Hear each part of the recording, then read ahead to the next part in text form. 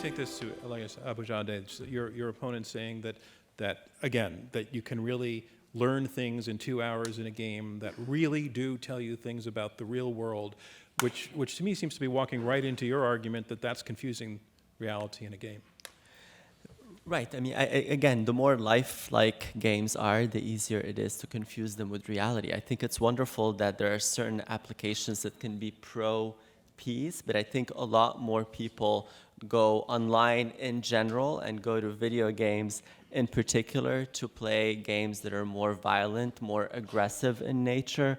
And there's intriguing evidence now that aggression and violence in video games can potentially lead to future offline aggression. I want to come back to that observation, but in passing, are you conceding Asi's point that that it's possible to create a world where the games are all good and teaching positive things? Because that's kind of their core argument. I would contest that games can be predominantly peaceful and predominantly encourage the more positive aspects of society and of our personality. And the reason for that is our experience with the internet in general. The anonymity of the experience, the lack of any structural hierarchy and accountability makes it the perfect medium for us to express less positive aspects of personality, whether it's aggression, narcissism, impulsivity.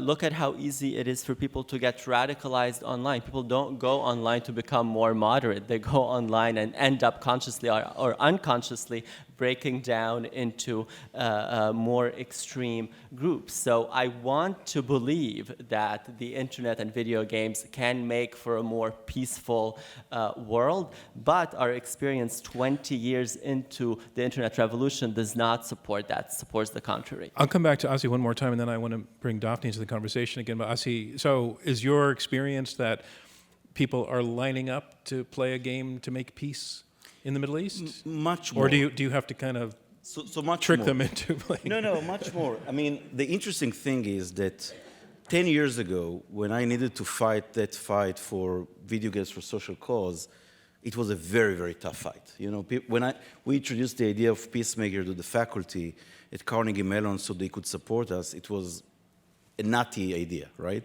Completely crazy.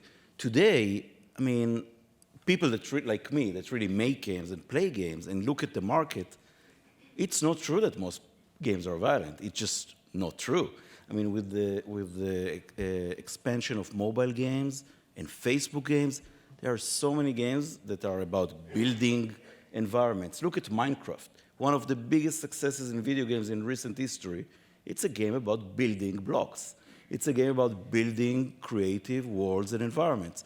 One of the other big successes of video games in history, The Sims or SimCity. Mm-hmm. These are games that have nothing to do with violence or have nothing to do with conflict or competition. So I don't know if everybody will go and play Peacemaker, but I know that many people will go and play games that build environments. Let me ask Wally, but why doesn't...